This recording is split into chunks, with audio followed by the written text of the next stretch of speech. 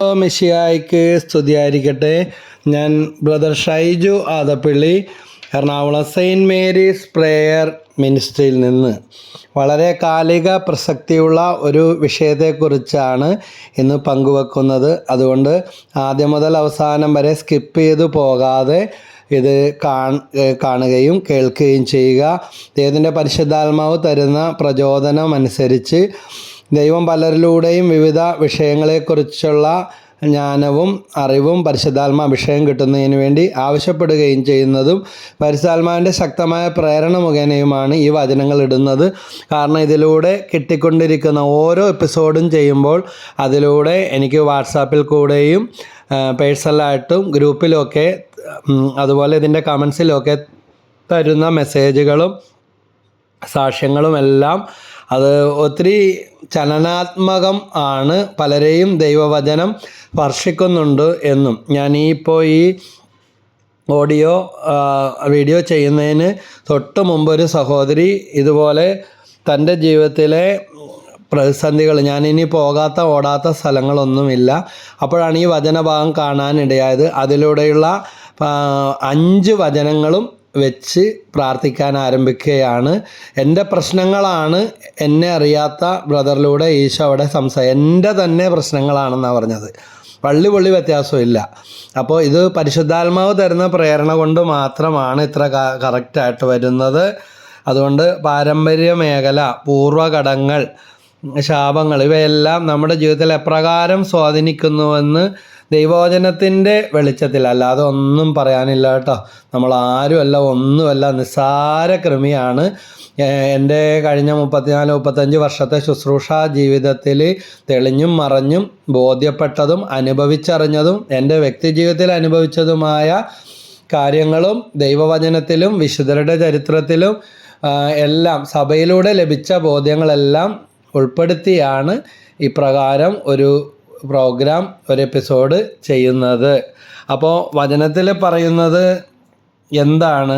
Ezekiel പ്രവചനം 14-ാം അധ്യായത്തിൽ 13 മുതലുള്ള വാക്യങ്ങൾ. കർത്താവ് എന്നോട് അരുളി ചെയ്തു, മനുഷ്യപുത്ര, ഒരു ദേശം വിശ്വസ്തത വെടിഞ്ഞ് എനിക്കെതിരായി പാപം ചെയ്താൽ ഞാൻ അതിനെതിരെ എൻ്റെ കരം നീട്ടി അവരുടെ അപ്പം വിലക്കുകയും അവരുടെ മേൽ ക്ഷാമം അയക്കുകയും ചെയ്യും. അങ്ങനെ മനുഷ്യരെയും മൃഗങ്ങളെയും ഞാൻ നശിപ്പിക്കും. നോഹ, ദാനിയേൽ, ജോബ് എന്നീ 3 പേർ അവിടെ ഉണ്ടെങ്കിൽ തന്നെയും അവരുടെ നീതി ഹേതുവായി അവർ മാത്രമേ രക്ഷപ്പെടുകയുള്ളൂ എന്ന് ദൈവമായ കർത്താവ് അരുളി ചെയ്യുന്നു.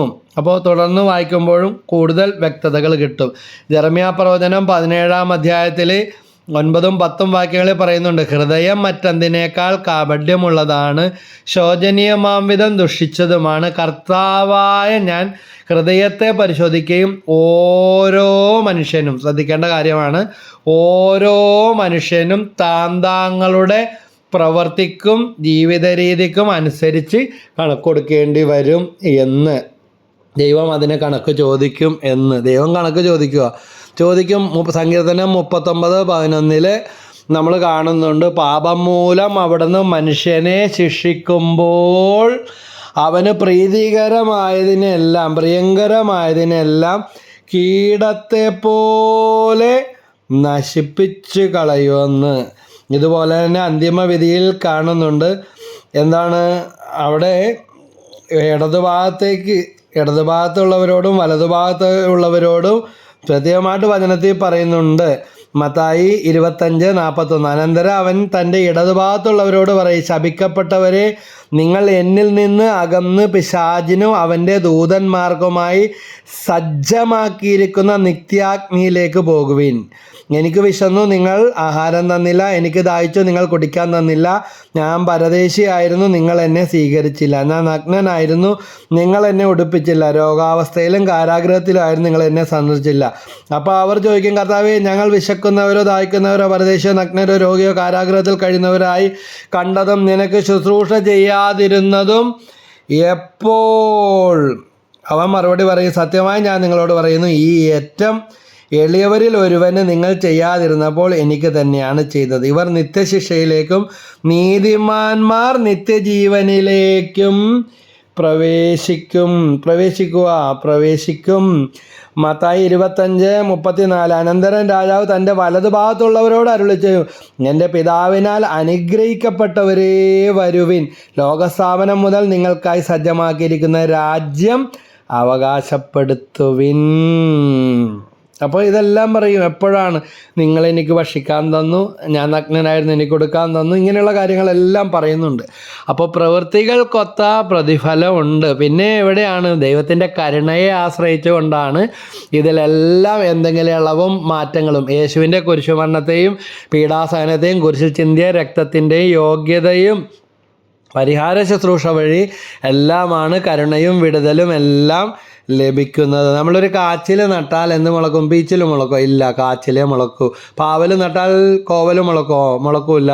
ബ്രദർ എന്താ ഈ പറയണേ എന്ന് പറയും. മത്ത നട്ടാൽ കുമ്പളം മുളക്കോ? ഇല്ല, മത്ത തന്നെ മുളക്കൂ. അപ്പോൾ ഈ പൂർവ്വഘടങ്ങളെക്കുറിച്ച് പലർക്കും പലവിധ സംശയമുണ്ട്. ചിലർ എല്ലാത്തിനും പൂർവ്വഘടം എന്ന് പറഞ്ഞിരിക്കുന്നവരുണ്ട്.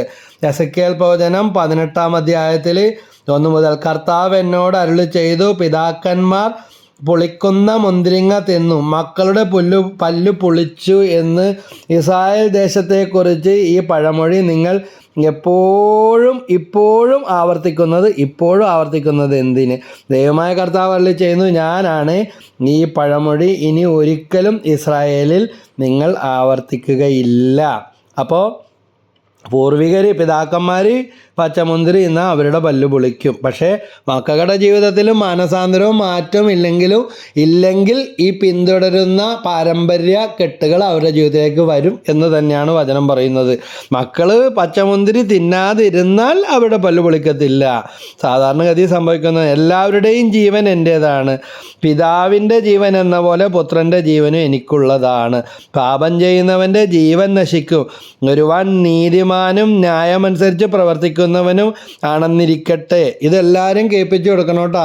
ഇതിനെക്കുറിച്ച് ധാരാളം സംശയ മനസ്ഥിതിയും തർക്കമൊക്കെ വെച്ചുകൊണ്ടിരിക്കുന്നുണ്ട്. അതുകൊണ്ട് അവർക്ക് ചെയ്തു കൊടുക്കുന്ന ഏറ്റവും വലിയ ഉപകാരമായിരിക്കും. ഒന്നും സ്കിപ്പ് ചെയ്യാതെ നമ്മളിത് മനസ്സിലാക്കുക.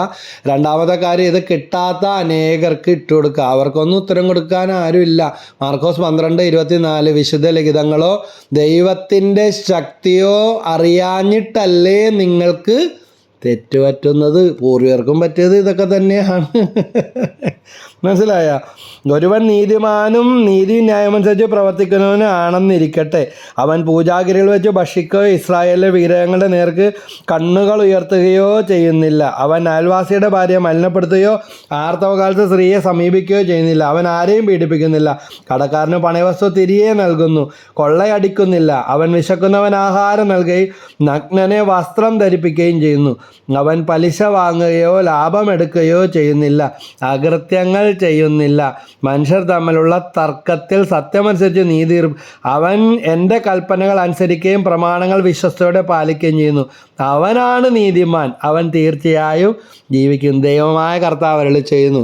അതെ, 9 ഏക്കർ സ്ഥലമൊക്കെ ഉള്ള ഒരു വീട്ടിൽ ചില പ്രയാസങ്ങൾ. അപ്പോൾ പ്രാർത്ഥിക്കാൻ വേണ്ടി വന്നപ്പോൾ ഞാൻ പറഞ്ഞു, നിങ്ങളുടെ പുണ്യം കൊണ്ടല്ല, ഈ അപ്പൻ്റെ പുണ്യം കൊണ്ടല്ല, മോശക്കാരാണെന്നല്ല പറയുന്നത്, പക്ഷേ ഇത് കാരണവന്മാരായിട്ട് നല്ല നന്മയുള്ള ആൾക്കാർ ഈ കുടുംബത്തുണ്ട്. ഈ കാലത്ത് ഇത്രയും ഭൂമിയും അതിനനുസരിച്ച് അനുഗ്രഹങ്ങളും. അപ്പോൾ പറഞ്ഞത് അപ്പൻ്റെ അപ്പൻ അവരുടെ പറമ്പിൽ കയറി ചക്ക ഇട്ട ആൾക്കാരെ നാട്ടുകാർ ഇട്ട ആളെ പിടിച്ച് അടിച്ചും ഇടിച്ചും കൊണ്ടുവന്നപ്പോൾ അയാൾ പറഞ്ഞു, അയ്യോ അവനൊന്നും ചെയ്യല്ലേ, ഞാൻ അവനോട് ഇട്ടെടുത്തോളാൻ പറഞ്ഞിട്ടാണെന്ന് പറഞ്ഞിട്ട് എല്ലാവരെയും പറഞ്ഞു വിട്ട് അയാൾ പോയി കഴിഞ്ഞപ്പോൾ ഈ ചക്ക മാത്രമല്ല പട്ടിണി മൂലമാണ് ഈ ചക്ക മോഷ്ടിച്ചതെന്ന് പറഞ്ഞപ്പോൾ അയാൾക്കുടെ വീട്ടിലേക്ക് വേണ്ട അരിയും സാധനങ്ങളും സഹായങ്ങളും എല്ലാം കൊടുത്തുവിട്ട അപ്പാപ്പൻ്റെ മകൻ്റെ അടുത്താണ് ഞാൻ ഈ സംസാരിച്ചു കൊണ്ട് നിന്നത്. അപ്പോൾ ഇതാ പൂർവികരുടെ നന്മകൾ അതിൻ്റെ പങ്ക് തലമുറകളിലേക്ക് നിൽക്കും. ഇനി പൂർവികർ ചെയ്തതോ, അല്പം മുമ്പ് ഞാൻ എൻ്റെ ഭാര്യയുമായിട്ട് ചില കാര്യങ്ങൾ എനിക്കും അവർക്കും അറിയാവുന്ന ചില കാര്യങ്ങൾ ഇങ്ങനെ സംസാരിച്ചു കൊണ്ടിരിക്കുകയായിരുന്നു. ഞങ്ങളുടെ വിവാഹ ജീവിതം കഴിഞ്ഞിട്ട് 25 വർഷമായി. അതുകൊണ്ട് എനിക്കറിയാവുന്ന ചില കാര്യങ്ങൾ അതുപോലെ തന്നെ അവർക്കും നന്നായിട്ട് അറിയാം. ഒരു വ്യക്തത വരുത്തുന്നതിന് വേണ്ടി എൻ്റെ ഭാര്യയോട് ചോദിച്ചപ്പോൾ അവർ എൻ്റെ ഡൗട്ടൊക്കെ ക്ലിയർ ചെയ്തു. അതായത് ഒരു പിന്നെ ഇവിടെ പ്രാർത്ഥിക്കാനായിട്ട് കൊണ്ടുവന്ന ഒരു പയ്യൻ, ഞാൻ ചെറ്റൂർ ധ്യാന കേന്ദ്രത്തിൽ പ്രസംഗവും കഴിഞ്ഞ് വന്നിട്ട് എന്നെ ഇത്ര മണിക്ക് വിളിച്ചാൽ മതി, അടുത്ത പ്രോഗ്രാം വന്നുണ്ട്, പിന്നെ സംസാരിക്കാനും പ്രാർത്ഥിപ്പിക്കാനും ഒക്കെ സ്പിരിച്വൽ കൗൺസിലിങ്ങിന് വേണ്ടിയൊക്കെ ആൾക്കാർ വരും, അപ്പോൾ എന്നെ ഇത്ര മണിക്ക് വിളിച്ചാൽ മതി. അപ്പോൾ അവർ പറഞ്ഞു ഓക്കെ എന്ന് പറഞ്ഞു. ആ വീട്ടുകാർ ഇവിടെ തന്നെ ചുറ്റി പുറത്തൊക്കെ ഇങ്ങനെ നോക്കാം. ഈ നേരത്തിന് ഈ പയ്യൻ ഞാൻ കിടന്ന മുറിയിൽ എല്ലാവരുടെയും കണ്ണു വെട്ടിച്ച് കയറി എൻ്റെ പേഴ്സിൽ നിന്ന് മോഷ്ടിച്ചു. അന്ന് ഞാൻ ഒരു കാറ്റീസം അധ്യാപനം കൂടിയാണ്. അപ്പോൾ കാറ്റീസവുമായി ബന്ധപ്പെട്ട എന്തോ ഒരു ഫുഡിൻ്റെ ഒരു പരിപാടിയും കൂടെ ഉണ്ടായിരുന്നു. വികാരിയച്ഛൻ തന്ന ഫുഡിൻ്റെ കാറ്ററിംഗുകാർക്ക് കൊടുക്കാനുള്ള പൈസയാണ് ഈ പയ്യൻ എൻ്റെ പോക്കറ്റിൽ നിന്ന് മോഷ്ടിച്ചത്. ഞാൻ ഭാര്യ വല്ലതിനെടുത്തോ മക്കളെടുത്തോ എന്നൊക്കെ പിന്നീട് ഇവർ പ്രാർത്ഥിച്ച് പോയി കഴിഞ്ഞ് അന്വേഷിച്ചപ്പോൾ മനസ്സിലായി എന്തോ ചതി പറ്റിയിട്ടുണ്ട്. നഷ്ടപ്പെട്ടു പോയതല്ല, മോഷ്ടിക്കപ്പെട്ടതാണ്. അപ്പോൾ 2 ദിവസം കഴിഞ്ഞ് ഈ പയ്യനെ വീണ്ടും കൊണ്ടുവരാൻ പറഞ്ഞിട്ടുണ്ട്. ചില സ്വഭാവ വൈകല്യങ്ങൾ കണ്ടാൽ ഒരു കുഴപ്പമില്ല, നല്ല മിടുമിടുക്കൻ, നല്ല തിളക്കം, നല്ല നിറം, നല്ല ബുദ്ധി, അങ്ങനെയൊക്കെ തന്നെ. പക്ഷേ അപ്പോൾ ദൈവത്തിൻ്റെ പരിശുദ്ധാത്മാവ് വെളിപ്പെടുത്തിയതനുസരിച്ച് ചില അടയാളങ്ങൾ വെച്ച് അവിടെ കൈകാര്യം ചെയ്ത് കഴിഞ്ഞപ്പോൾ എൻ്റെ പേഴ്സിൽ നിന്ന് മാത്രമല്ല, മിനിഞ്ഞാന്ന് വന്നവൻ എൻ്റെ പേഴ്സിൽ നിന്ന് കട്ടു, വികാരിയച്ഛൻ്റെയും പള്ളിയിലെ അച്ഛൻ്റെയിൽ നിന്നും അൽത്താരവലനായിട്ട് അച്ഛൻ്റെ പോക്കറ്റിൽ നിന്നും കിട്ടുന്നിടത്തു നിന്നൊക്കെ അപ്പൻ വിദേശത്തായതുകൊണ്ട് അമ്മ സ്വകാര്യതയില്ലാതെ വെക്കുന്ന പണത്തിൽ നിന്നൊക്കെ കട്ടതിനും തിന്നതിനും ഒക്കെ കയ്യും കണക്കുമില്ല. വലിയ കളവിൻ്റെ പട്ടിക പുറത്ത് തന്നെ വരികയാണ്. അപ്പോൾ ഇതിന് ഒരു തെളിവെന്ന് പറഞ്ഞാൽ കട്ടെടുത്തതിൽ നിന്ന് പിടിക്കപ്പെടാതിരിക്കാൻ ഇവിടെ നമ്മുടെ വീട്ടിൽ തന്നെ വെച്ചിരിക്കുന്ന മാതാവിൻ്റെ മുമ്പിൽ അവൻ 1000 രൂപ നേർച്ചയായിട്ട് വെച്ചിട്ട് പോയി. അപ്പോൾ ഇതാണ് ഇതിലേക്ക് തെളിവ് നയിച്ച ഒരു അവസ്ഥ. അപ്പോൾ ഞാൻ ഇതിനെക്കുറിച്ച് കൂടുതൽ ചാഞ്ഞപ്പോൾ മനസ്സിലായി, ഇവൻ്റെ ഇപ്പം വലിയ കുട്ടപ്പനായിട്ട് നടക്കുന്നെങ്കിലും ഇവൻ്റെ അപ്പനാണെങ്കിൽ ഒരു നല്ല സമയത്ത് ഇതേപോലെ തന്നെ 1.5 പവൻ്റെ മാല മോഷ്ടിച്ചതിന് വീട്ടിൽ നിന്ന് കുറേ നാൾ മാറ്റി നിർത്തി പിടിക്കപ്പെട്ട ക്ലാസ്സിൽ പഠിക്കുന്ന സമയത്ത്. ഇനി അയാളുടെ അപ്പനാണെങ്കിൽ അതിനേക്കാൾ അഗ്രഗണ്യല്ല, കല്യാണം മുടക്കലും ആളുകൾക്കിട്ട് പണി കൊടുക്കലും നൊണ കൊണ്ട് കളിക്കുന്ന കളികൾക്ക് കൈയും കണക്കും ഇല്ല എന്ന് കരഞ്ഞുകൊണ്ട് ഈ മരുമകൾ പറയുകയാണ്. അപ്പോൾ ആ അപ്പനും ജീവിച്ചിരിപ്പുണ്ട്, ഇവൻ്റെ അപ്പനും ഉണ്ട്, ഈ മകനും ഉണ്ട്. ഒരു പിന്തുടരുന്ന പാരമ്പര്യം പോലെ നുണയുടെയും കളവിൻ്റെ എല്ലാം അരൂപി പശ്ചാത്തപിച്ച് അനുതപിച്ച് മനസാന്തരപ്പെട്ട് വിശുദ്ധ ജീവിതം നയിക്കാത്തതുകൊണ്ട് ഇത് തലമുറകളിലേക്ക് ബ്രദർ ഇത് പറഞ്ഞുകൊണ്ടിരിക്കുമ്പോൾ നമ്മുടെ ജീവിതത്തിലേക്ക് ഒന്ന് ആത്മശോധന ചെയ്ത് നോക്കുക. വിട്ടുമാറാത്ത പാരമ്പര്യ കടങ്ങൾ, പൂർവ്വകടങ്ങൾ നമ്മൾ എരന്നു മേടിച്ചിട്ട് അനുതപിക്കാതെ, ആരും കാണുന്നില്ല, ആരും അറിയുന്നില്ല, അതിലും വലുത് ചെയ്തവനും ഒരു കുഴപ്പമില്ലെന്നും പറഞ്ഞ് പിന്തുടർന്നു കൊണ്ടിരിക്കുന്ന ഇങ്ങനെയുള്ള കെട്ടുകൾ നമ്മുടെ ജീവിതത്തിലുണ്ടോ? ഇതുപോലെ തന്നെ വേറൊരു സംഭവം ഒക്കെയാണ്, സ്ഥലവും പേരും ഒന്നും പറയുന്നില്ല. അമ്മയും അപ്പനും കൂടെ വന്നിട്ട് ഭയങ്കര കരച്ചിലും ബഹളവും, ഇവരുടെ പ്രാർത്ഥനയൊക്കെ കണ്ടാൽ ഞെട്ടിപ്പോവും. ഭയങ്കര സ്തുതിപ്പും പരിപാടി, കൂടാത്ത ധ്യാനങ്ങളൊന്നുമില്ല. പക്ഷേ വിശുദ്ധ അമ്മ ത്രേസ്യയുടെ പുസ്തകത്തിൽ വായിച്ചിട്ടുള്ളതുപോലെ അവരുടെ കണ്ണുനീര് അവരുടെ നീർക്കെട്ടിൻ്റെ അസുഖത്തിൻ്റെ കണ്ണുനീരാണെന്നും പറഞ്ഞിട്ട് അങ്ങനെ വരികൾ വായിച്ചത് ഓർക്കുകയാണ്. ചിലപ്പോൾ പിശാചി ഇതുപോലെ കരയിച്ച് മറ്റുള്ളവരെ പറ്റിച്ച് വീണ്ടും അവരുടെ കാബഡി ഒളിച്ചു വെച്ചിട്ട് പോകുന്ന നീർക്കെട്ടിൻ്റെ അസുഖമുള്ള കരച്ചിൽ പോലെ, അതായത് യഥാർത്ഥ അനുതാപവും മാനസാന്തരവും ഇല്ലാത്ത തരം കരച്ചിൽ, 36 തരം ദോശകൾ അല്ലെങ്കിൽ പലതരം ചിരികൾ എന്നൊക്കെ പറയുന്നത്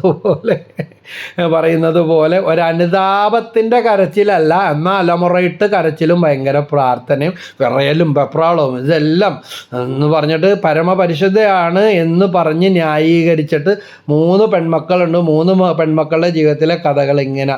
പക്ഷേ ഈ അപ്പൻ ഒരു ഔസേപ്പിതാവിനെ പോലത്തെ ഒരു മനുഷ്യനാണെന്ന് എനിക്ക് മനസ്സിലായി.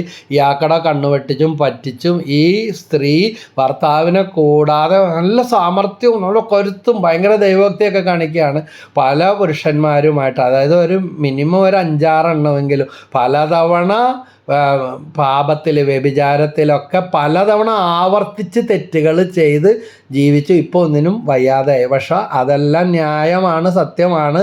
താൻ പുണ്യാളത്തിയാണെന്നുള്ള രീതിയിൽ കുമ്പസാരത്തിലോ ഒന്നും പറയാതെ അനുദപിക്കാതെ മാനസാന്തരപ്പെടാതെ ജീവിക്കുന്ന അവസ്ഥ. ഇളയ പെണ്ണിൻ്റെ വിവാഹ ജീവിതം ഇപ്പം അപ്പാടെ തകർന്നു. വീട്ടിലെ മൂന്നാമത്തെ അവകാശി. മറ്റതുങ്ങളുടെ കാര്യം പറയുമ്പോൾ ഇതിൻ്റെ അപ്പുറത്തെ കഥകളാണ്. എന്നിട്ട് അവർ കടിച്ചു തൂങ്ങിക്കിടക്കുകയാണ് വിവാഹബന്ധം പിരിയാതെ. ഇതെവിടെ നിന്ന് വന്നു? ഈ അമ്മയുടെ ഒളിച്ചു വെച്ച പാപങ്ങൾ, പിന്തുടരുന്ന അശുദ്ധ പാരമ്പര്യങ്ങളിലൂടെ കടന്നു വന്ന പാപവാസനകളും തെറ്റുകളിലേക്കുള്ള ചായ്വുകളും കൂട്ടുനിൽക്കലും, അതുപോലെ പാപം അനുദപിക്കാത്ത അവസ്ഥ. 3 മക്കളുടെയും പെൺമക്കളുടെയും പിന്നെ ഞങ്ങളെ പ്രാർത്ഥിക്കാനായിട്ട് ഈ മക്കളുടെ വീട്ടിലൊക്കെ കൊണ്ടുപോകുന്ന അവസരം ഉണ്ടായി. ഇവരൊരു ധ്യാനമൊക്കെ കൂടി ഒത്തിരി കുറേ വ്യത്യാസങ്ങളൊക്കെ ഉണ്ടായി. അപ്പോഴാണ് അവരുടെ തകർച്ചയുടെ ആ മൂർധന്യങ്ങൾ അറിയുന്നത്. അപ്പോൾ ഞാൻ ഇത് രണ്ടും അറിയാവുന്ന ഞാൻ വിചാരിച്ചു, ഇവരുടെ കൊടിയ മാനസാന്തരപ്പെടാത്ത മറ്റുള്ളവരുടെ വിവാഹ ബന്ധങ്ങൾ പോലും പല പുരുഷന്മാരെ, വേറെ ഭാര്യയും മക്കളൊക്കെ ഉള്ള പലരെയും വഞ്ചിക്കുകയും അവരുടെ പണങ്ങൾ അടിക്കുകയും എന്നാൽ സമക്ഷത്തിൽ വേറെ ജോലികളാണെന്ന് സമൂഹത്തിൽ ആരും കാണില്ല, കണ്ടില്ല, പിടിച്ചില്ല ജീവിച്ച അവസ്ഥ. പെൺമക്കളുടെ 3 പേരുടെയും ജീവിതത്തിൽ ഈ വിഷത്തിൻ്റെ കറകൾ, പാപക്കറകൾ, പാപദംശനമേട്ട പിന്തുടരുന്ന പാരമ്പര്യങ്ങൾ, അതേ രീതികൾ തന്നെ ഏകദേശം ആർക്ക് വേണ്ടി കരയാൻ വന്നോ അപ്പനും അമ്മയും അറിയാതെ ഏറ്റവും ഇളയ മകൾ ഒരാളെ വിട്ടു, മറ്റാളെ ചാറ്റ് ചെയ്തു, ഇയാളെ ചാറ്റ് ചെയ്തു, ചാടി അവസാനം ഒരുത്തനെ പിടിച്ചു, അവനെയും വിട്ടു. ആ തകർച്ചയിലാണ്. ഈ കഥകളൊന്നും കാരണവന്മാർക്ക് ആർക്കും അറിയില്ല. ഇതാ തന്ത്രപൂർവം ആ പാരമ്പര്യക്കെട്ടുകൾ മക്കളുടെ ജീവിതത്തിലേക്ക് അനുദപിക്കാത്ത പാപം അവരെ വേട്ടയാടുന്ന അവസ്ഥ. അതുകൊണ്ട് നമ്മുടെ ജീവിതത്തിൽ അനുദപിക്കാത്ത പൂർവ്വകടങ്ങളോ ശാപങ്ങളോ ഒക്കെ കിടക്കുന്നുണ്ട്. ഞാൻ വേറൊരു ഉദാഹരണം പറയാം. ഒരാൾ ലോണൊക്കെ എടുത്ത് ഒരു ഭൂരിഭാഗമൊക്കെ അടച്ചു. പക്ഷേ അയാൾ എന്തോ പറ്റി മരിച്ചുപോയി. കുറച്ച് ചെറിയ തുകയായിരുന്നു. പക്ഷേ വർഷങ്ങൾ കഴിഞ്ഞ് എന്തോ ആവശ്യത്തിന് ഇയാളുടെ അനന്തരാവകാശികൾ ലോണിന് വേണ്ടി ബാങ്കിനെ സമീപിച്ചപ്പോഴാണ് നോട്ടീസും വിട്ടിട്ടില്ല, ഒന്നും വന്നിട്ടില്ല, ഒരു വിളിയും വന്നിട്ടില്ല, വിളിപ്പിച്ചിട്ടുമില്ല. അന്ന് നടന്ന സംഭവമാണ് കേട്ടോ ഇത്. ഈ കൂനമാവിൽ നിന്ന് എൻ്റെ അടുത്ത് വന്ന ഒരു സംഭവം. അന്ന് കിടന്ന ആ അരിയേഴ്സ് തീർക്കാതെ കിടന്നത് കുടിശ്ശികയായി അങ്ങനെ കിടക്കുന്നത് കൊണ്ട് ഈ കുടുംബത്തിന് ഈ വസ്തുവിൻ്റെ പേരിൽ ലോൺ കിട്ടണമെങ്കിൽ അത് തീർക്കണം, അത് ഏറ്റെടുക്കണം. അങ്ങനെ അതിന് വേണ്ട കാര്യങ്ങളൊക്കെ അപേക്ഷയൊക്കെ വെച്ച് കാലും കുതിയും പിടിച്ച് നടന്ന് ഒതുക്കി കഴിഞ്ഞപ്പോഴാണ് ഈ കുടുംബത്തിലെ അനന്തരാവകാശികൾക്ക് ഇതെല്ലാം പരിഹരിച്ച് ആ വസ്തു കുടികടപ്പ് സർട്ടിഫിക്കറ്റൊക്കെ എടുത്തപ്പോൾ അതിലെല്ലാം വ്യക്തമായിട്ട് കിടക്കുന്നുണ്ട്. ബാങ്കുകാരുടെ കള്ളത്തരമാണെന്നാണ് ഇവർ പറഞ്ഞത്. അടച്ചു തീർക്കാത്ത ആ കടം അവിടെ തന്നെ കിടക്കുന്ന അവസ്ഥ. ഇതുപോലെ തന്നെയാണ് നമ്മുടെ ജീവിതത്തിൽ പാരമ്പര്യത്തിലൂടെ പിന്തുടരുന്ന കടങ്ങൾ, പൂർവ്വകടങ്ങൾ, ശാപങ്ങൾ പോലെ കടന്നു വരുന്ന അവസ്ഥകൾ. യേശുവിൻ്റെ തിരുരക്തം കൊണ്ട് കഴുകണമെന്ന് നമുക്ക് പ്രാർത്ഥിക്കാം. പിന്നെ ഇതുപോലെ തന്നെയാണ് യോഹന്നാൻ്റെ സുവിശേഷത്തിൽ 9-ാമത്തെ അധ്യായത്തിൽ, പഴയ നിയമത്തിൽ നമ്മൾ പുതിയ നിയമത്തിലേക്ക് കടന്നു വരികയാണ്. എസെക്കിയേൽ 18 കാണുന്നുണ്ട് വ്യക്തിപരമായ ഉത്തരവാദിത്വം എന്ന് പറഞ്ഞ് ഇതിനെ പറയുന്നുണ്ട്. അപ്പോൾ യോഹന്നാൻ 9 കടന്നു വരാം. ഒരന്ധനെ യേശുവിൻ്റെ അടുക്കൽ കൊണ്ടുവരുമ്പോൾ ഇവൻ കുരുടനായി ജനിച്ചത് ഇവൻ്റെ പൂർവികരുടെയോ പാപം മൂലമാണ്. യേശു പറഞ്ഞു, ആരുടെയും പാപം മൂലമല്ല, മറിച്ച് ദൈവത്തിൻ്റെ പ്രവൃത്തികൾ ഇവനിൽ പ്രകടമാവുന്നതിന് വേണ്ടിയാണ്. അതുകൊണ്ട് ജീവിച്ചപ്പോഴും സമാധാനം കൊടുത്തിട്ടില്ല, മരിച്ചപ്പോഴും ഇതൊക്കെ വായിച്ചിട്ടും കേട്ടിട്ടും സമാധാനം കൊടുക്കാത്ത അവസ്ഥ ഉണ്ടാകരുത്.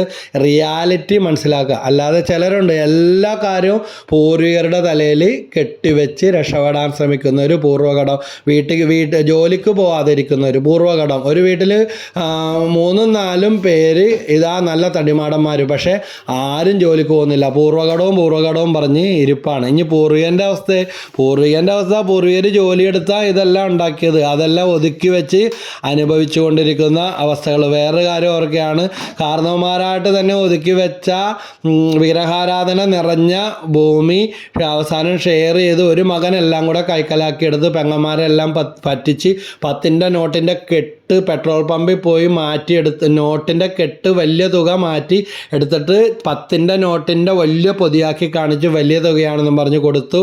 പക്ഷെ ആ അവകാശങ്ങൾ ഇപ്പോൾ അവരുടെ മക്കൾക്ക് പോലും അനുഭവിക്കാനായിട്ട് പറ്റുന്നില്ല. സ്വസ്ഥതയില്ല, സമാധാനമില്ല, തലതല്ലിച്ചാകാനാണ് തോന്നുന്നത് എന്താണെന്നൊരു പിടിയും കിട്ടണില്ല. കാരണം ഈ അവസ്ഥ അവർ അംഗീകരിക്കുന്നില്ല. അതുകൊണ്ട് പിന്നെ അർഹതപ്പെട്ടവരുടെ കണ്ണുനീര് വീണ, അനുതപിക്കാത്ത, പരിഹാരം ചെയ്യാത്ത, മാനസാന്തരപ്പെടാത്ത സ്വത്തുവകകൾ കുടുംബത്തിൽ അത് അനന്തര തലമുറകളിലേക്ക് കടന്നു വരുമ്പോൾ ആബേലിൻ്റെ രക്തം പോലെ അവിടെ കിടന്ന് ദൈവത്തെ വിളിച്ച് നീതിക്ക് വേണ്ടി കരയുന്ന അവസ്ഥ ഉണ്ടാകും.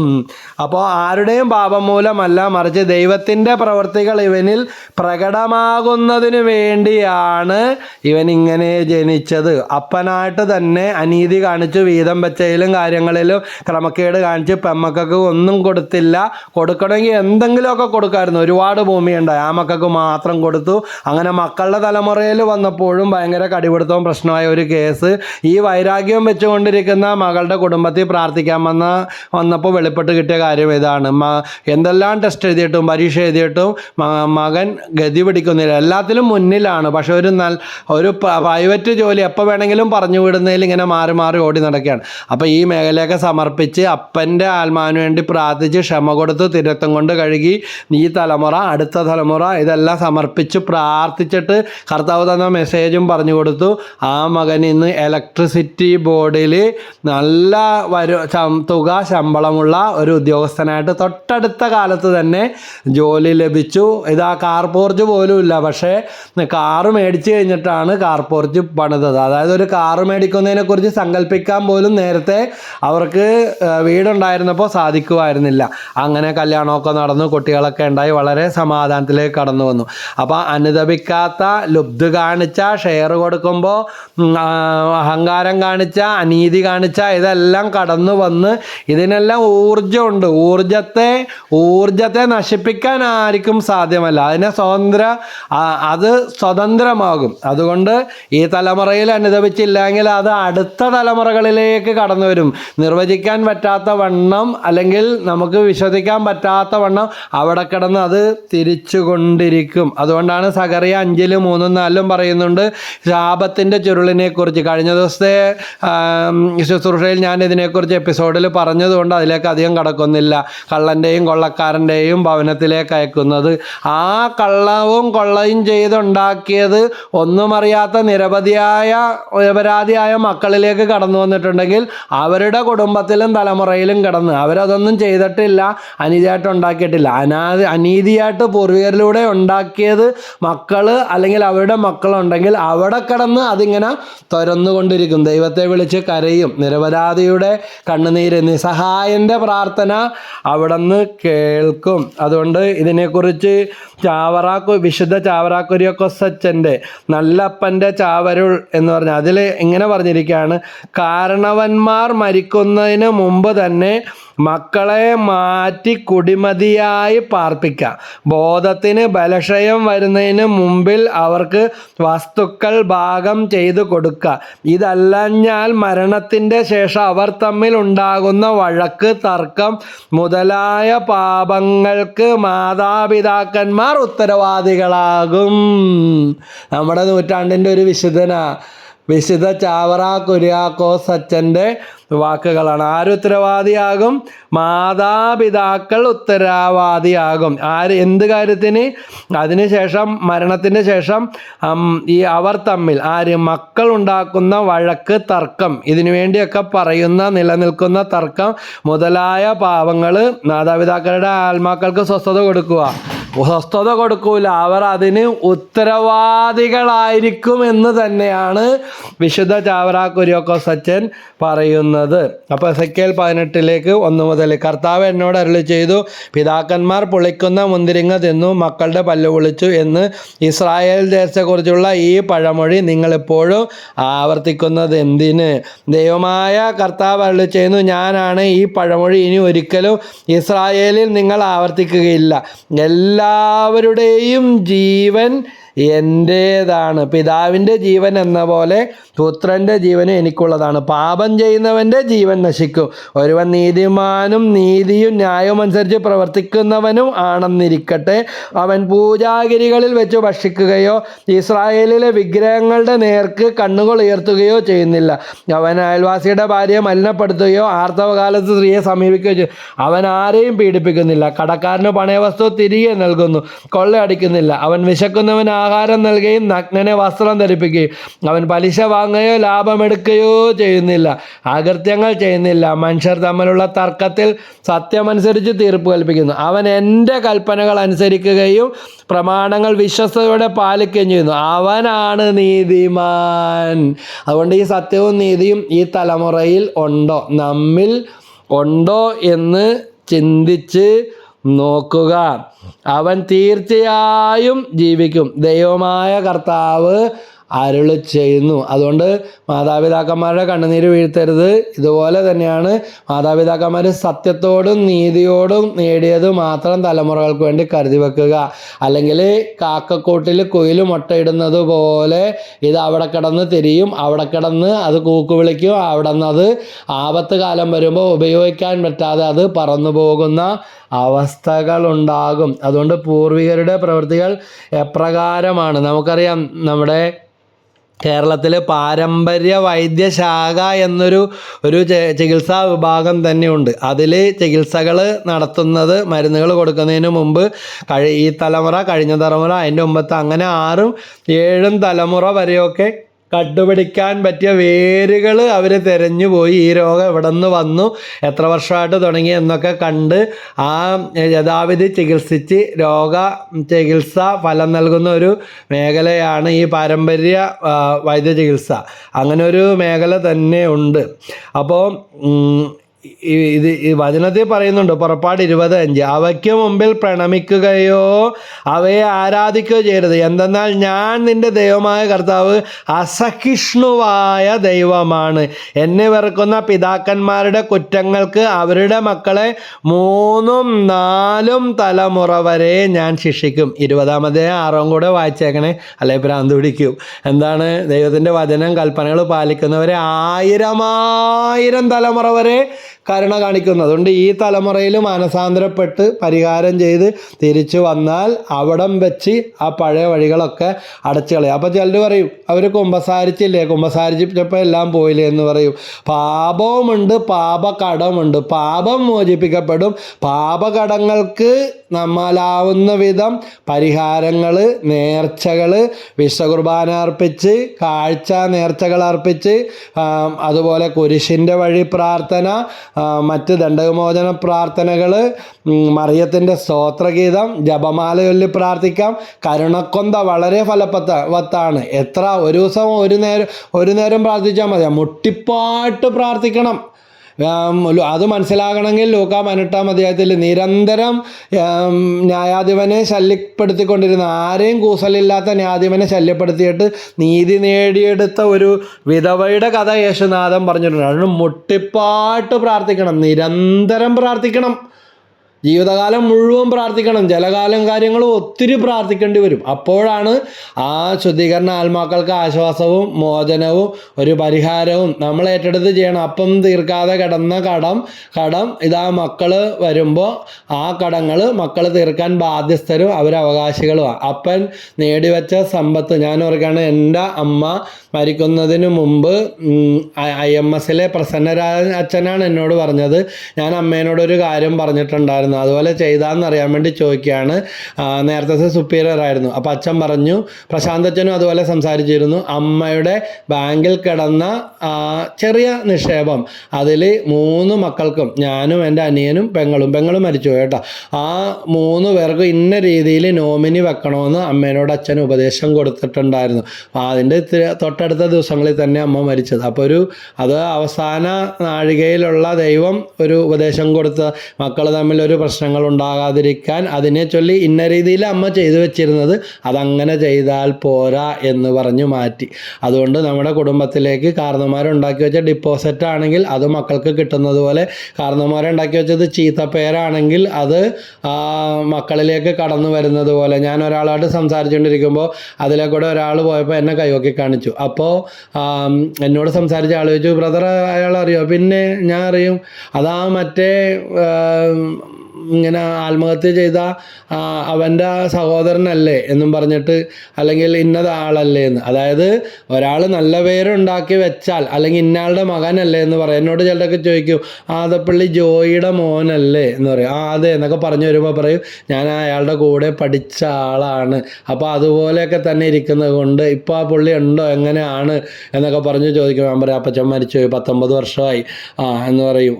എൻ്റെ ഞങ്ങൾ ഒരേ പ്രായക്കാരാണ്, നീ അടുത്ത നാളിലും കൂടെ ഇങ്ങോട്ട് വന്ന് പരിചയപ്പെട്ടിട്ട് അങ്ങനെ ഒരു മുഖച്ഛായ കണ്ടിട്ടാണ് ചോദിക്കാൻ വന്നതെന്നും പറഞ്ഞിട്ട് ക്ഷമിക്കണം എന്നും പറഞ്ഞു വന്നത്. ഞാൻ പറഞ്ഞു, ക്ഷമിക്കൊന്നും വേണ്ട, കറക്റ്റ് തന്നെയാണ്, ആളുടെ മൂത്ത മോനാണെന്ന് ഞാൻ പറഞ്ഞു. അപ്പോൾ കാഴ്ചയിൽ മാത്രമല്ല, ഇതാ നമ്മുടെ ജീവിതത്തിൽ മാതാപിതാക്കൾ നേടിവെക്കുന്ന സൽഗുണങ്ങളാണെങ്കിൽ അതിൻ്റെ അനുഗ്രഹങ്ങൾ തലമുറകളിലേക്ക് കടന്നു വരും. മാർന്നവന്മാർ നേടിവെക്കുന്നത് ദോഷങ്ങളാണെങ്കിൽ മക്കളും ദോഷത്തിലാണ് ജീവിക്കുന്നതെങ്കിൽ അത് ഇരട്ടിപ്പങ്കാട്ട് റിഫ്ലക്റ്റ് ചെയ്തുകൊണ്ടിരിക്കും. അതുകൊണ്ടാണ് മക്കൾ വിശുദ്ധിയിൽ ജീവിക്കണം, മാനസാന്തരത്തിൽ ജീവിക്കണം. പാരമ്പര്യ കെട്ടുകൾ, പാരമ്പര്യ രോഗങ്ങൾ മാറുന്നതിന് വേണ്ടി നമ്മൾ ഇപ്രകാരം പ്രാർത്ഥിക്കുവാനായിട്ട് തയ്യാറാകണം. യേശുവേ നന്ദി, യേശുവേ സ്തുതി, യേശുവേ ആരാധന, ദൈവമേ ആരാധന. Hallelujah, hallelujah, hallelujah. ദൈവമേ, അങ്ങയുടെ പരിശുദ്ധാത്മാവ് കൊണ്ട് ഞങ്ങളെ നിറക്കണമേ. അങ്ങയുടെ വചനം അയച്ച് ഞങ്ങളെയും ഞങ്ങളുടെ കുടുംബത്തെയും ഈ വചനം കേട്ടുകൊണ്ടിരിക്കുന്ന ഓരോ മക്കളെയും വിശദീകരിക്കണേ. അശുദ്ധ പാരമ്പര്യങ്ങൾ യേശുവിൻ്റെ തിരക്തത്താലെ കഴുകി പാരമ്പര്യ കെട്ടുകൾ അഴിച്ച് ഞങ്ങളെ വിശദീകരിക്കണമേ. യേശുവേ നന്ദി, യേശുവേ സ്തുതി, യേശുവേ ആരാധന. ഹാലേലൂയ. യെശയ്യാ പ്രവചനം 10-ാം അധ്യായത്തിൽ 1 മുതൽ, പാവപ്പെട്ടവന് നീതി നിഷേധിക്കുന്നതിനും എൻ്റെ ജനത്തിലെ എളിയവൻ്റെ അവകാശം എടുത്തു കളയുന്നതിനും വിധവകളെ കൊള്ളയടിക്കുന്നതിനും അനാഥരെ ചൂഷണം ചെയ്യുന്നതിനും വേണ്ടി അനീതി നിറഞ്ഞ വിധി പ്രസ്താവിക്കുന്നവർക്കും മർദ്ദനമുറകൾ എഴുതി ഉണ്ടാക്കുന്നവർക്കും. ചിലർക്ക് എഴുതി ഉണ്ടാക്കുന്ന പണികളുണ്ട്, അതും ദോഷം തന്നെയാണ്. എഴുത്തും കുത്തുക പണിയെന്ന് പറയും, ആരെയും ദ്രോഹിക്കണില്ല. അപ്പോൾ കള്ളസാക്ഷിയോ കള്ളപ്രമാണങ്ങളോ ഉണ്ടാക്കുന്നതോ എഴുതിയതോ എഴുതി കൊടുക്കുന്നതോ ആയ ചതിക്കുന്ന പരിപാടികൾ ചെയ്തിട്ടുണ്ടെങ്കിൽ അതെല്ലാം പലിശയില്ലാ കടമാണ്. എഴുതി ഉണ്ടാക്കുന്നവർക്ക് ദുരിതം. ശിക്ഷാവിധിയുടെ ദിനത്തിൽ വിദൂരത്ത് നിന്നടിക്കുന്ന കൊടുങ്കാറ്റിൽ നിങ്ങൾ എന്തു ചെയ്യും? ആരുടെ അടുത്ത് നിങ്ങൾ സഹായത്തിന് വേണ്ടി ഓടിച്ചെല്ലും? നിങ്ങൾ ധനം എവിടെ സൂക്ഷിക്കും? ഒന്നും അവശേഷിക്കുകയില്ല. ലാസ്റ്റ് വചനം പറയുന്നത്, അവിടുത്തെ കരം ഉയർന്ന് തന്നെ ബന്ധിതരുടെ ഇടയിൽ പതുങ്ങി നടക്കുകയും വധിക്കപ്പെട്ടവരുടെ കൂട്ടത്തിൽ വീഴുകയുമല്ലാതെ നിവൃത്തിയില്ല. ഇതുകൊണ്ടും അവിടുത്തെ കോപം ശമിക്കുകയില്ല. അവിടുത്തെ കരം ഉയർന്ന് തന്നെ നിൽക്കുന്നു. യെശയ്യാ 10-1 മുതൽ 4 വരെ ഉയർന്ന് തന്നെ നിൽക്കുകയാണ്. കാരണം ചെയ്തു കൂട്ടിയതും തലമുറകളായിട്ടുള്ള കാര്യങ്ങൾ അവശേഷിക്കാത്ത അവസ്ഥ. ഇതുപോലെ തന്നെ എൻ്റെ അമ്മ പറഞ്ഞു തന്നിട്ടുള്ള ഒരു കാര്യം ഓർക്കുകയാണ്. വിൽപ്പന നടത്തി ഒരുപാടുണ്ടാക്കി, പക്ഷെ ആ വ്യക്തി മരിക്കുന്നതിന് മുമ്പ് തന്നെ ഒരുപാടുണ്ടാക്കി, ഭയങ്കര ആഡംബരത്തിൽ ജീവിച്ചു. പണ്ടത്തെ കാലത്തൊക്കെ അങ്ങനെയാണ് അല്ലേ?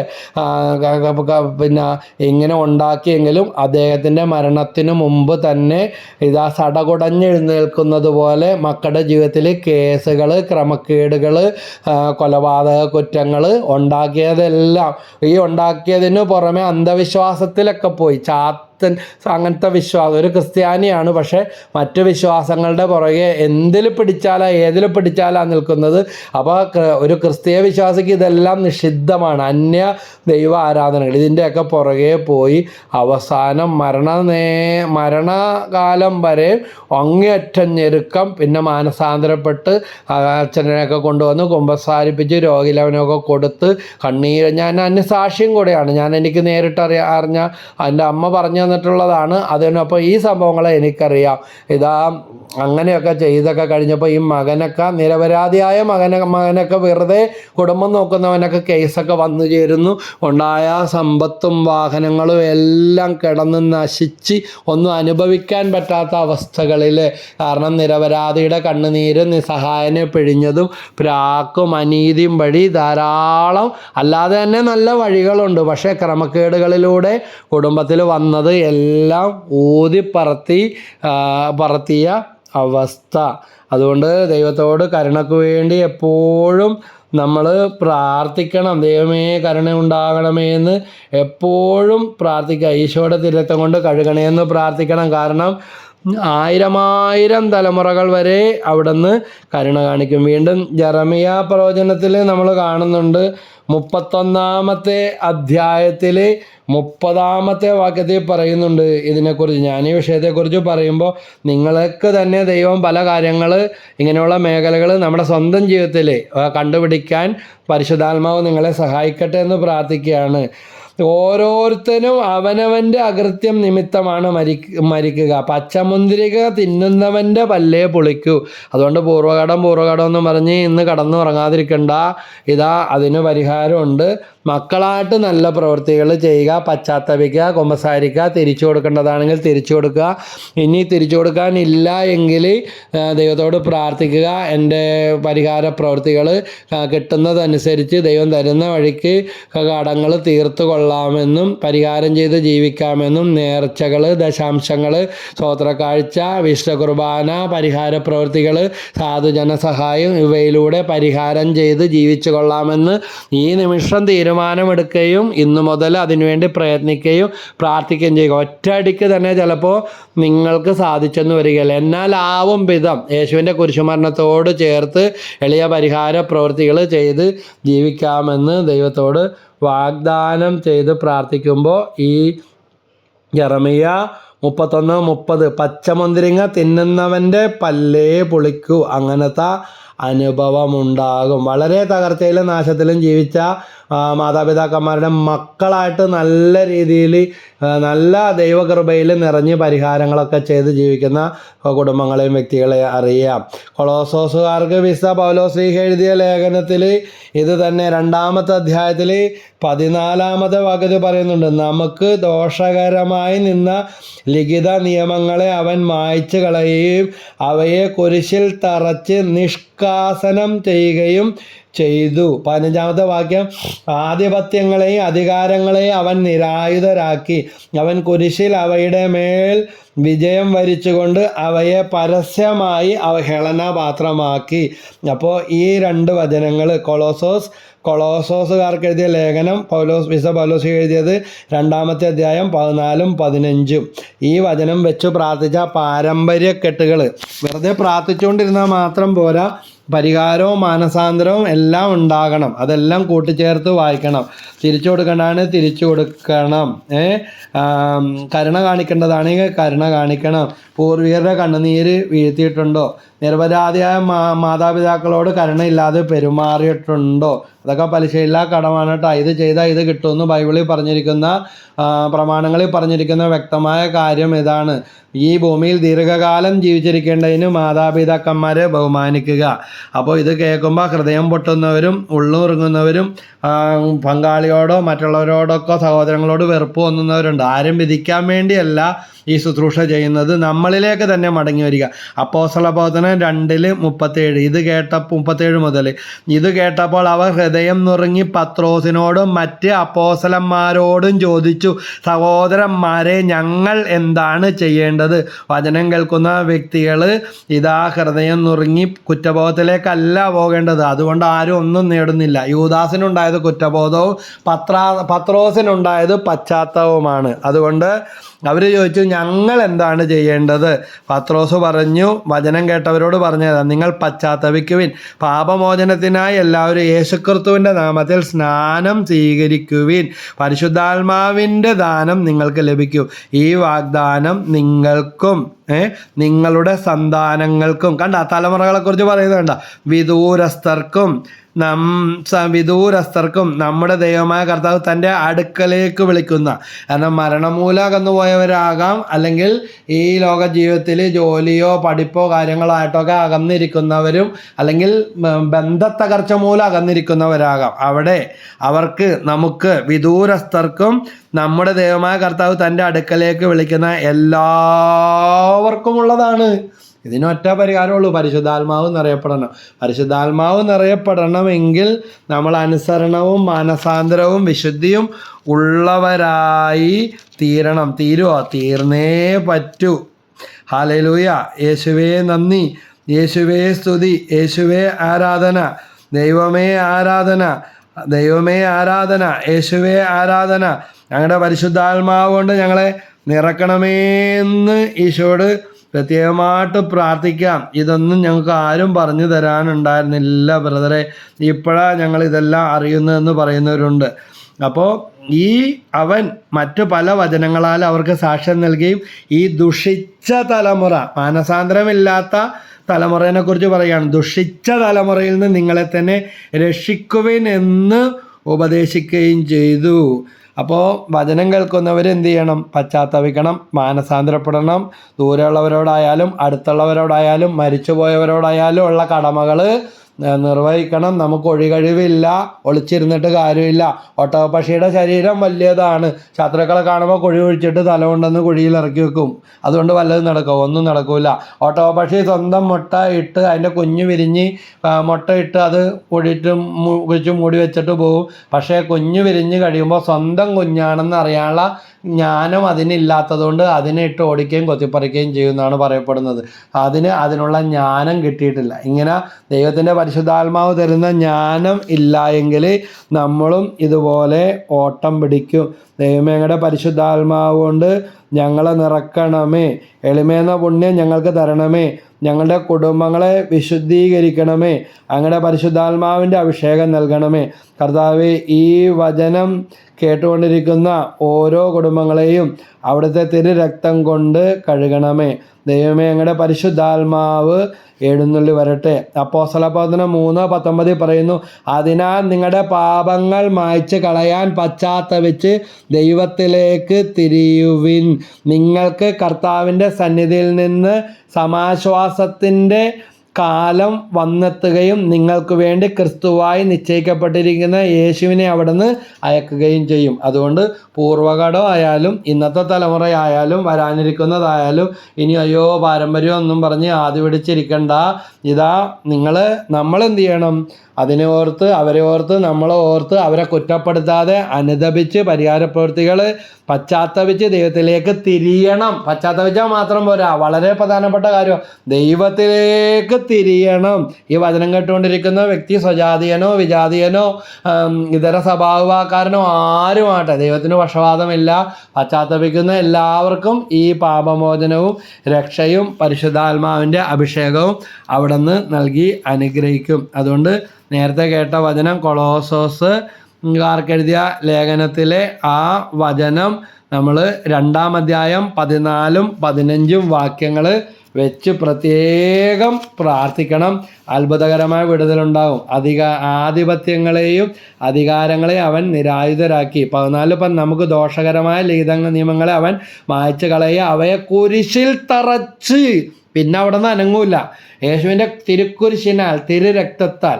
അതിനാണ് വിശുദ്ധ കുർബാനയിൽ പങ്കെടുക്കുകയും കുർബാന ചൊല്ലിക്കുകയും അതുപോലെയുള്ള പരിഹാര ശുശ്രൂഷകളൊക്കെ തറച്ച് നിഷ്കാസനം ചെയ്യുകയും ആധിപത്യങ്ങളെയും അധികാരങ്ങളെയും അവൻ നിരായുധരാക്കി. അവൻ കുരിശിൽ അവയുടെ മേൽ വിജയം ആഘോഷിച്ചുകൊണ്ട് അവയെ പരസ്യമായ അവഹേളന പാത്രമാക്കി. ഈ വചനം വെച്ച് പ്രാർത്ഥിക്കണം. എത്ര പ്രാർത്ഥിക്കണം?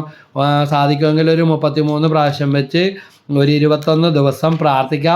ഫലം കിട്ടുന്നതനുസരിച്ച് നിങ്ങളുടെ വിശ്വാസവർദ്ധന അനുസരിച്ച് തുടർന്നും ഏറെ കാലം പ്രാർത്ഥിക്കേണ്ട ഒരു വചനമാണ്. പാരമ്പര്യ മേഖലയിലെ കെട്ടുകൾ അഴിയുന്നതിനു വേണ്ടി ഈ വചനം വെച്ച് പ്രാർത്ഥിക്കുക. അത്ഭുതം നടക്കും. വീണ്ടും കൊളോസോസ് 1:20 വചനം സ്വർഗത്തിലും ഭൂമിയിലുമുള്ള എല്ലാ വസ്തുക്കളെയും, അതായത് ജീവിച്ചിരിക്കുന്നവരെ മരിച്ചു പോയവരെയും ഈ ഭൂമിയിലുള്ള സകല ചരാചരങ്ങളെയും, വചനം പറയുന്നു എല്ലാ വസ്തുക്കളെയും അവനിലൂടെ അവിടുന്ന് തന്നോട് അനുരഞ്ജിപ്പിക്കുകയും അവൻ കുരിശിൽ ചിന്തിയ രക്തം വഴി സമാധാനം സ്ഥാപിക്കുകയും ചെയ്തു. നോക്കണേ, ഈ ലോകത്തിൽ വേറെ ആർക്കെങ്കിലും ഇത് ചെയ്തു തരാൻ പറ്റുമോ? കഴിഞ്ഞത് കഴിഞ്ഞു എന്ന് പറയും.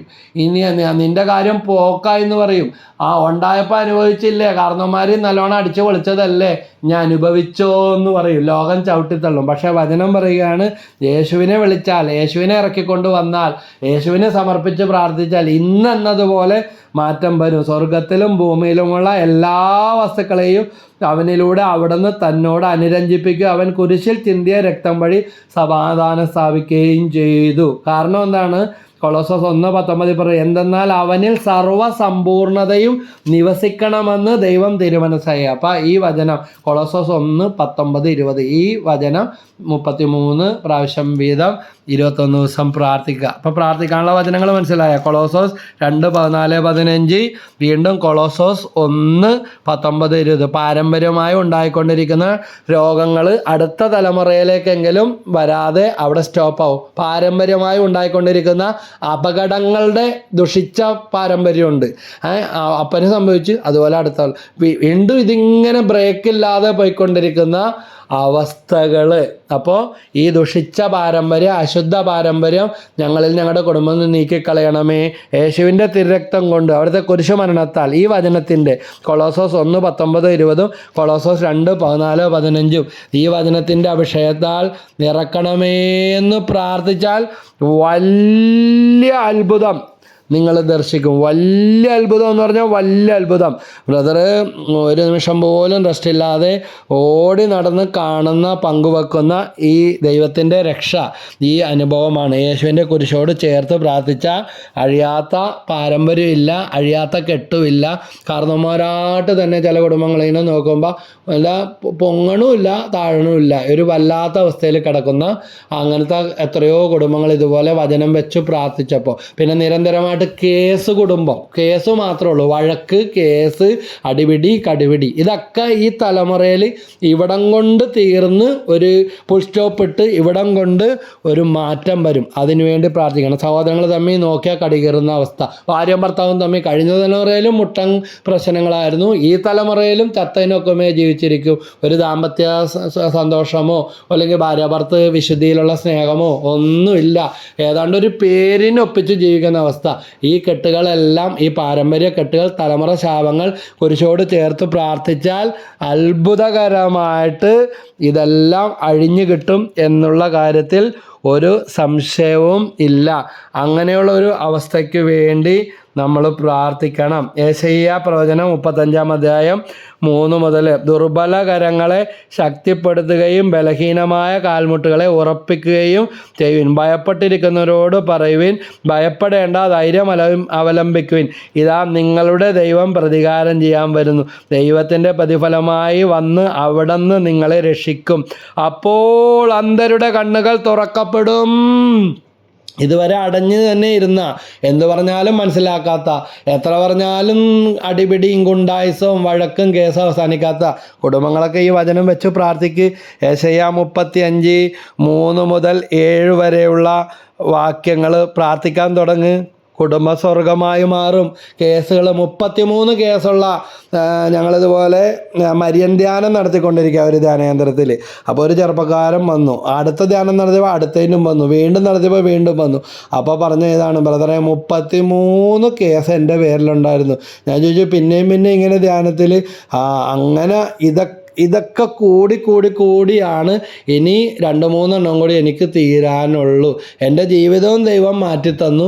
ഈ കേസുകൾക്കൊക്കെ മല പോലെ വന്നത് കാറ്റ് പോലെ പോയിക്കൊണ്ടിരിക്കുന്ന ദൈവത്തിലേക്ക് തിരിഞ്ഞപ്പോൾ വെട്ടും കുത്തും പ്രശ്നവും ഒക്കെ ആയിട്ട് നടന്ന, ഒളിവിലൊക്കെ നടന്ന, പിടിക്കപ്പെട്ട, ജയിലിൽ പലതവണ കിടന്ന ഇതെല്ലാം തീരാറായി. പ്രാർത്ഥിക്കണോട്ടാ ബ്രദറേന്ന് പറയാം. ആ അമ്മയുടെ മുഖത്ത് ആശ്വാസം എന്തായിരുന്നെന്ന് അറിയാമോ? അതുകൊണ്ട് ഇതാ വചനം വീണ്ടും പറയുന്നു, അപ്പോൾ അന്ധരുടെ കണ്ണുകൾ തുറക്കപ്പെടും, ബധിരരുടെ ചെവി ഇനി അടഞ്ഞിരിക്കുകയില്ല. അപ്പോൾ മുടന്തൻ മാനിനെ പോലെ കുതിച്ചുചാടും, മൂകന്റെ നാവ് സന്തോഷത്തിൻ്റെ ഗാനമുതിർക്കും. വരണ്ട ഭൂമിയിൽ ഉറവകൾ പൊട്ടിപ്പുറപ്പെടും, മരുഭൂമിയിലൂടെ നദികൾ ഒഴുകും. തപിച്ച മണലാരണ്യം ജലാശയം മാറും, ദാഹിച്ചിരുന്ന ഭൂമി അരുവികളായി മാറും. കുറുനരികളുടെ പാർപ്പിടം ചതുപ്പ് നിലമാകും, പുല്ലും ഞാങ്ങണയും കോരപ്പുല്ലുമായി പരിണമിക്കും. ഈ വചനത്തിൻ്റെ അഭിഷേകത്താൽ നിറക്കണമേ എന്നൊന്ന് പ്രാർത്ഥിച്ച് യെശയ്യാ 35:3-7 വരെ. അത്ഭുതങ്ങൾ നടക്കും, ഉരുക്കി വാർക്കുന്ന അനുഭവം ഉണ്ടാകും. അത്ഭുതങ്ങൾ ഏറ്റുവാങ്ങുന്നവരായി നമ്മൾ തീരും. വീണ്ടും പാരമ്പര്യ മേഖലയെക്കുറിച്ച് നല്ല ശക്തമായ വചനമുണ്ട്. യെശയ്യാ 61:4. പണ്ട് നശിച്ചു പോയ അവർ വീണ്ടും നിർമ്മിക്കും. പണ്ടേ നശിച്ചു പോയി എന്ന് പറയില്ലേ, പണ്ടേ എല്ലാം കൈവിട്ടു പോയി, ഇപ്പം അത് സ്വപ്നം പോലും ഇല്ലെന്ന് പറയുന്നവർ. പണ്ട് നശിച്ചു പോയ അവർ വീണ്ടും നിർമ്മിക്കും, പൂർവ അവശിഷ്ടങ്ങൾ ഉദ്ധരിക്കും എന്നാണ് വചനം പറയുന്നത്. പൂർവ അവശിഷ്ടങ്ങൾ ഉദ്ധരിക്കും. അതാ പണിക്കാർ ഉപേക്ഷിച്ച് കളഞ്ഞ കല്ല് ഭവനത്തിൻ്റെ മൂലക്കല്ലായി തീരും. അവിടെ മുതൽ യേശു പണിതുയർത്തും, യേശുക്രിസ്തുവിലൂടെ പണിതുയർത്തും എന്നാണ് പറയുന്നത്. പ്രൈസലോ. പണ്ട് നശിച്ചവർ വീണ്ടും നിർമ്മിക്കും, പൂർവാവശിഷ്ടങ്ങൾ ഉദ്ധരിക്കും, നശിപ്പിക്കപ്പെട്ട നഗരങ്ങൾ പുനരുദ്ധരിക്കും, തലമുറകളായി ഉണ്ടായ വിനാശങ്ങൾ അവർ പരിഹരിക്കും. നോക്കണേ, എന്ത് അഭിഷേകമുള്ള വചനമാണ്. യെശയ്യാ 61:4. ഈ വചനത്തിൽ ഞാൻ വിശ്വസിക്കുന്നു ഈശോട് പറയ്. എന്ത് ചെയ്താലും തകർച്ച, പിടികിട്ടാത്ത കാരണങ്ങൾ ഉണ്ടാകുന്നു, പിന്നെ വഴിയേ പോയത് വരെ വന്നു കയറുന്ന അവസ്ഥ. ഇനി എന്താണെന്നും പറഞ്ഞുള്ള ആദ്യം പിടിച്ചിരിക്കും, അതുപോലെ തന്നെ വന്നു കയറുന്ന അവസ്ഥ. വീട്ടിൽ ഒരെണ്ണം പോലും ഗതി പിടിക്കുന്നില്ല. ആത്മീയ സ്ഥിതിയാണെങ്കിൽ ഭയങ്കര കഷ്ടത്തിൽ, ഭൗതിക നേട്ടങ്ങളിൽ അല്ലല്ലോ. ഇത് ആത്മാവ് നഷ്ടപ്പെട്ട വല്ല പ്രയോജനമുണ്ടോ? ഇത് ഉള്ളവർ പറഞ്ഞാൽ അവരെക്കുറിച്ച് പഴങ്കഥകൾ, കടങ്കഥകൾ, ഇല്ലാവചനങ്ങൾ പറഞ്ഞു വരുത്തുന്ന അവസ്ഥ. ശുശ്രൂഷകൾക്കും ശുശ്രൂഷകർക്കെതിരെ ബന്ധനം എന്ന് പറയുന്നത് ഇതാണ്. അപ്പോൾ ഈ നശിച്ചു പോയവ അവർ വീണ്ടും നിർമ്മിക്കും, പൂർവാശിഷ്ട നശിപ്പിക്കപ്പെട്ട നഗരങ്ങൾ തലമുറകളായി ഉണ്ടായ വിനാശങ്ങൾ അവർ പരിഹരിക്കും. ഈ വചനം ഒന്ന് വെച്ച് പ്രാർത്ഥിക്കാൻ തുടങ്ങിയാൽ വലിയ അത്ഭുതം നമ്മുടെ ജീവിതത്തിൽ സംഭവിക്കും എന്നുള്ള കാര്യത്തിൽ യാതൊരു സംശയവും വേണ്ട. കാരണം ദൈവത്തിൻ്റെ വചനം, റോമ 9 ദൈവവചനം ഒരിക്കലും പരാജയപ്പെടുകയില്ല കുഞ്ഞേ. അതുകൊണ്ട് ദൈവവചനത്തിൽ അടിയുറച്ച് വിശ്വസിക്ക്. ദൈവമേ, ഞാൻ വിശ്വസിക്കുന്നു, എൻ്റെ വിശ്വാസം വർദ്ധിപ്പിക്കണേന്ന് ദൈവത്തോട് പ്രാർത്ഥിക്കുക. അടുത്ത വചനം ഉണ്ടല്ലോ, അല്ല പമ്പ് ചെയ്തു വരുന്ന വചനം, മിക്ക 7:11. നിന്റെ മതിലുകൾ പുനരുദ്ധരിക്കപ്പെടുന്ന ദിനം വരുന്നു, അന്ന് നിന്റെ അതിരുകൾ വിസ്തൃതമാക്കപ്പെടും. ദൈവമേ, ഈ വചനത്തിൽ വിശ്വസിക്കുന്നു. കടപ്പാനിന്ന് കിടപ്പാടം പോലും ഇല്ല, ഒരു മുറി പോലും ഒന്ന് തൊടാൻ അനക്കാൻ പറ്റുന്നില്ല, ഒന്ന് റീകൺസ്ട്രക്ഷൻ ചെയ്യാൻ പറ്റുന്നില്ല, വിസയുടെ പുറകെ ഓടിയിട്ട് കളിപ്പീരിലല്ലാതെ പെടുന്നില്ല, കടം മേടിച്ചെടുക്കുന്ന പണം മുഴുവൻ പലവിധ കെണികളിൽ പെടുന്നു, വിവാഹ തകർച്ച, വന്ധ്യത, കടബാധ്യത മാറുന്നില്ല, ചികിത്സിച്ചിട്ട് ഇപ്പം മാറുന്നേ, ഈ ഡോക്ടർ അടിപൊളി എന്നും പറഞ്ഞു എല്ലാവരും പറഞ്ഞു. ശരിയായിരിക്കാം, പക്ഷേ നമ്മൾ ചെന്ന് കഴിഞ്ഞോട് എല്ലാം കഥ മാറി, ചെയ്തതെല്ലാം എതിരായി തീർന്നു. ചെറുതെന്നും പറഞ്ഞ് ഇപ്പം എടുത്ത് മാറ്റാമെന്നും പറഞ്ഞ് എന്നതാ, പിന്നെ തലവൊക്കിയിട്ടില്ല, കട ഒഴിഞ്ഞിട്ട് നേരമില്ല. ഇപ്പം ആശുപത്രിനെ ചീത്ത പറയുന്നു, ഡോക്ടറിനെ ചീത്ത പറയുന്നു. അതുകൊണ്ട് മിക്ക 7:11 വചനത്തിൻ്റെ അഭിഷേകം ഉണ്ടാകട്ടെ. നിന്റെ മതിലുകൾ പുനരുദ്ധരിക്കപ്പെടുന്ന ദിനം വരുന്നു, അന്ന് നിന്റെ അതിരുകൾ വിസ്തൃതമാക്കപ്പെടും. ഈ വചനത്തിൽ ഞാൻ വിശ്വസിക്കുന്നു.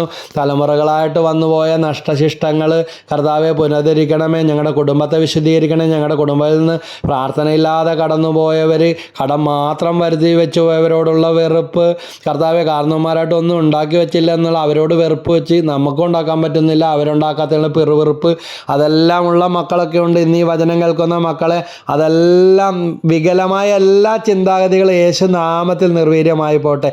യേശുവിൻ്റെ ഒരു തിരക്ത കരുണക്കടലിൽ തല്ലി ഈ പ്രോഗ്രാം കേൾക്കുന്ന കുടുംബങ്ങൾ, അവരുടെ ബിസിനസ്സുകൾ, തൊഴിലിടങ്ങൾ, മക്കൾ, ഉദരഫലങ്ങൾ, കർത്താവെ അവരുടെ വിസ, അവരുടെ ജോലി, അവരുടെ കുടുംബ ബന്ധങ്ങൾ, ഭാര്യാഭർത്തൃ ജീവിതം എല്ലാം വിശുദ്ധീകരിക്കപ്പെടട്ടെ. തിരുരക്തം കൊണ്ട് കഴുകണമേ. യേശുവേ നന്ദി, യേശുവേ സ്തുതി, ദൈവമേ ആരാധന. Hallelujah, hallelujah, hallelujah. ദൈവമേ അനുഗ്രഹിക്കണമേ. കർത്താവെ കെട്ടുകൾ പൊട്ടിക്കണമേ. തിരുരക്തം കൊണ്ട് ഞങ്ങളെ കഴുകണമേ, ഞങ്ങളെ വിശുദ്ധീകരിക്കണമേ. ദൈവമേ അങ്ങയുടെ പരിശുദ്ധാത്മാവ് എഴുന്നള്ളി വരട്ടെ എന്ന് പ്രാർത്ഥിക്കുക ദൈവത്തോട്. ദൈവമേ അങ്ങയുടെ പരിശുദ്ധാത്മാവ് കൊണ്ട് ഞങ്ങളെ നിറക്കണമേ എന്ന് ദൈവത്തോട് പ്രാർത്ഥിക്കുക. പരിശുദ്ധാത്മാവേ എഴുന്നള്ളി വരണമേ. യേശുവേ നന്ദി, യേശുവേ സ്തുതി, യേശുവേ ആരാധന. സുഭാഷിതം 20:7 പറയുന്നു, സത്യസന്ധതയിൽ ചരിക്കുന്ന നീതിമാന്റെ പിൻതലമുറകൾ അനുഗ്രഹിക്കപ്പെട്ടതാണ്. നല്ല പകലുപോലെ വചനം പറയുകയാണ്. സത്യസന്ധതയിൽ ചരിക്കുന്ന, വെറുതെ ചരിക്കുന്ന നീതിമാനല്ല, സത്യസന്ധതയിൽ ചരിക്കുന്ന. അതായത് റെയിലൂടെ മാത്രമേ ഓടൂ, അത് റോട്ടിൽ കൂടി ഓടിക്കാൻ നോക്കല്ലേ. Praise the Lord, hallelujah.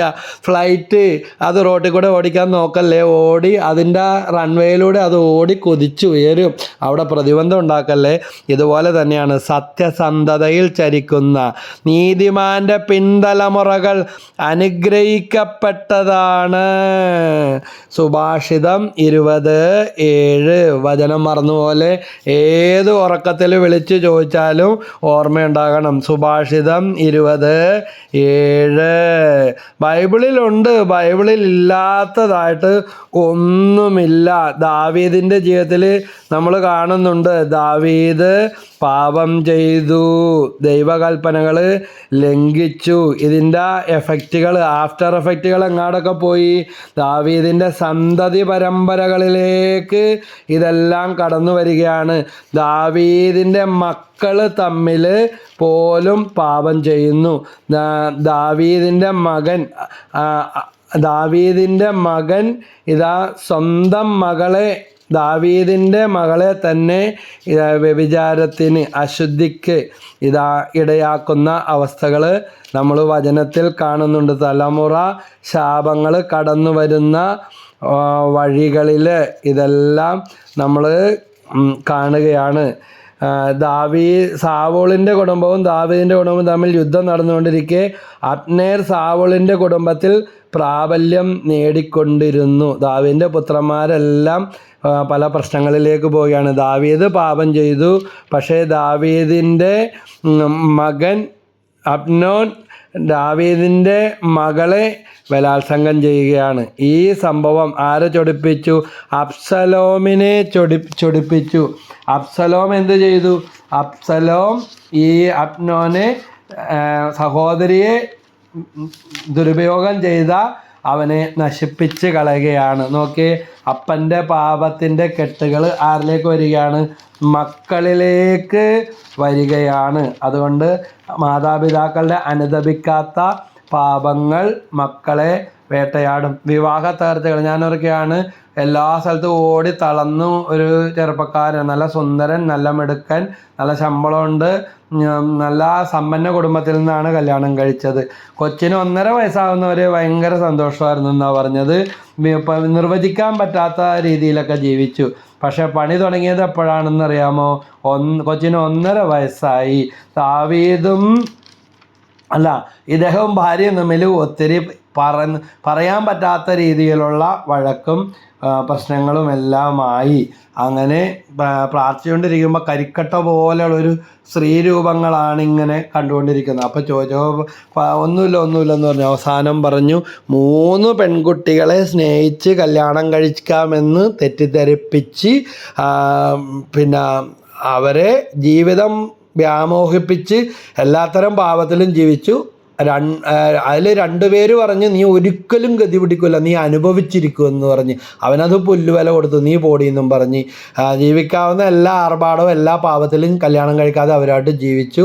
3 പെൺകുട്ടികളെ ഇപ്രകാരം ചെയ്തിട്ടുണ്ട്. ഇന്നിവൻ്റെ വിവാഹ തകർച്ചയുടെ കാരണം ഇതല്ലേ? ഈ മേഖലയൊക്കെ എടുത്ത് തിരക്തം കൊണ്ട് കഴുകി NLP ഒക്കെ ഇട്ട് കുമ്പസാരിക്കാനൊക്കെ പറഞ്ഞു വിട്ടു. കൂദാശയൊക്കെ സ്വീകരിച്ച് വിശുദ്ധിയിലേക്ക് കടന്നു വന്നപ്പോൾ ചീത്ത വാക്കുകളല്ലാതെ എന്നെ ഫോണിലൂടെ കേൾപ്പിച്ചു. ഇവനിപ്പോൾ വിവാഹം ജീവിക്കുന്ന ആലോചിച്ച് നടത്തിയ കല്യാണം, മറ്റതെല്ലാം പ്രേമിച്ച് വഞ്ചിച്ച അവസ്ഥ. സ്ത്രീകളുടെ കണ്ണുനീര് ഒരിക്കലും വീഴ്ത്തരുത്, ദൈവം ഒരിക്കലും പൊറുക്കൂല. ദൈവത്തിൻ്റെ അളവറ്റ കരുണ അവരുടെ സ്ത്രീ ബലഹീന പാത്രമെങ്കിലും ജീവദായകമായ കൃപയ്ക്ക് തുല്യാവകാശിനി എന്ന നില അവരോട് പരിഗണന കാണിക്കണമെന്നാണ് വചനത്തിൽ പറയുന്നത്. അതുകൊണ്ട് സ്ത്രീകളുടെ കണ്ണുനീര്, വിധവകളുടെ കണ്ണുനീരൊക്കെ വീണ്, നിഷ്കളങ്കരുടെ കണ്ണുനീരൊക്കെ നമ്മുടെ കുടുംബത്ത് വീണാൽ ഉയർന്നു വരാൻ ഭയങ്കര പാടാണ്. അത്രയും പരിഹാരവും പശ്ചാത്താപവും പ്രായശ്ചിത്തവും ഒക്കെ ഉണ്ടെങ്കിലാണ് ദൈവത്തിൻ്റെ കരുണ ലഭിക്കുന്നത്. 2 സാമുവേൽ 13-ാം അധ്യായത്തിൽ ദാവീദിൻ്റെ മകൻ അബ്സലോമിന് സുന്ദരിയായ ഒരു സഹോദരി താമാർ എന്നായിരുന്നു അവൾ. ദാവീദിൻ്റെ മറ്റൊരു മകനായ അമ്നോൻ അവളെ കാംക്ഷിച്ചു. കന്യകയായ അവളെ സമീപിക്കുക അസാധ്യമായ കാര്യം. അമ്നോൻ അവളെ പ്രതി രോഗമാണെന്ന് അഭിനയിച്ച് അവളുടെ ശുശ്രൂഷ മേടിക്കുക, അവളെ ദുരുപയോഗം ചെയ്യുകയാണ്. അപ്പോൾ ഇങ്ങനെയുള്ള അവസ്ഥ ഇത് കണ്ട അബ്സലോം ആകട്ടെ അമ്നോനോട് ഗുണമോ ദോഷമോ പറഞ്ഞില്ല. 2 സാമുവേൽ 13-ാം അധ്യായമാണ് കേട്ടോ, 22-ാമത്തെ വാക്യം. തൻ്റെ സഹോദരി താമാറിനെ മാനഭംഗപ്പെടുത്തിയതിനാൽ അവനെ വെറുത്തു.